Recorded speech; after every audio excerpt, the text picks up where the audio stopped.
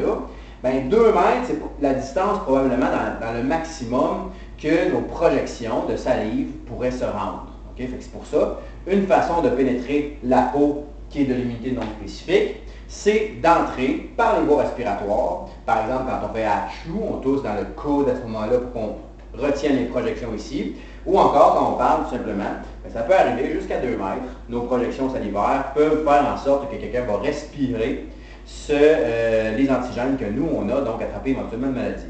Autre façon qu'on peut attraper ça, mais par exemple, je ne sais pas moi, il y a un virus ou une bactérie ici, je touche et je viens mettre mon doigt dans l'œil parce que ça me pique pour une raison ou pour une autre.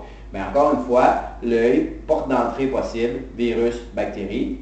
Bouche également, ok, je ne sais pas, je mange quelque chose qui a été en contact directement. Les virus peuvent entrer par la bouche. Et finalement, le système reproducteur, vous connaissez les ITSS, on vous en a parlé en secondaire 2. Ce sont tous des antigènes, les ITSS. Il y en a qui sont bactériennes et il y en a d'autres qui sont virales. Donc, le système reproducteur est aussi une porte d'entrée pour contourner notre grande muraille de Chine qui s'appelle la peau. Qu'arrive-t-il maintenant si jamais il y a un antigène qui réussit à franchir la barrière qui est notre peau? Bien là, on embarque dans l'immunité qu'on appelle spécifique. Immunité spécifique parce qu'elle est spécifique à un type de virus. Je donne un exemple. Varicelle. Vous avez eu la varicelle une fois dans votre vie.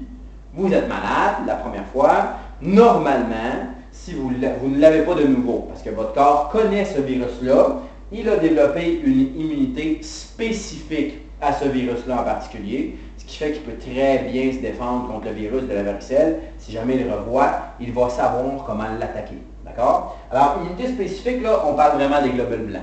Okay? Alors, les globules blancs qui vont aller fabriquer ce qu'on appelle les anticorps, qui vont aller attaquer le virus. Les globules blancs, c'est carrément des petits ninjas qui fabriquent des petits couteaux qu'on appelle des anticorps. Et là, quand le virus arrive, ben, c'est pas compliqué. Attack the virus, eliminate the virus, il est mort. C'est tout simplement, c'est comme ça que ça se produit.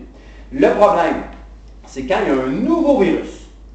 Et bien là, pour développer une immunité spécifique à ce nouveau virus-là, qu'on ne connaît pas, il faut absolument que ton corps apprenne tout d'abord, que tes globules blancs apprennent en premier lieu à fabriquer ce qu'on appelle des anticorps. Fait que, comme dans le cas du coronavirus aujourd'hui, c'est un nouveau virus, votre corps ne l'a jamais vu.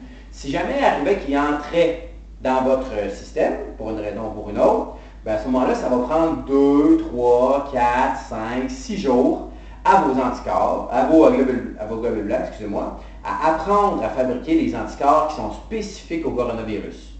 Fait que pendant ces journées-là, vous allez être malade. Okay? Donc, c'est le temps, la seule chose qu'il faut faire, c'est permettre à la personne qui est infectée d'avoir suffisamment de temps pour que ces globules blancs apprennent à fabriquer des anticorps contre le nouveau virus. Une fois que cet apprentissage-là est fait, le virus il est fini. Les globules blancs vont attaquer le virus, ils vont l'éliminer et ça va être terminé.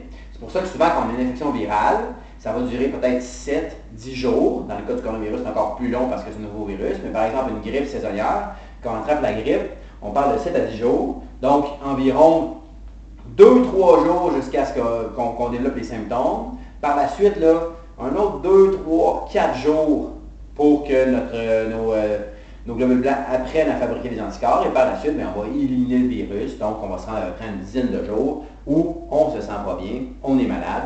C'est le temps que ça prend pour développer une immunité spécifique à ce virus-là. L'immunité spécifique, elle peut être active ou passive. Donc, quand on parle d'immunité spécifique active, c'est ce que je vous parle. Donc, vous attrapez la maladie, le temps que le globule blanc apprenne à fabriquer les anticorps, bien, à ce moment-là, ça prend un certain temps, c'est votre immunité qui est active. Vous avez été actif dans le processus d'immunité. Vous avez appris comment fabriquer des anticorps pour un virus en particulier. L'immunité passive, elle, c'est l'immunité qui vous a été transmise par vos mamans.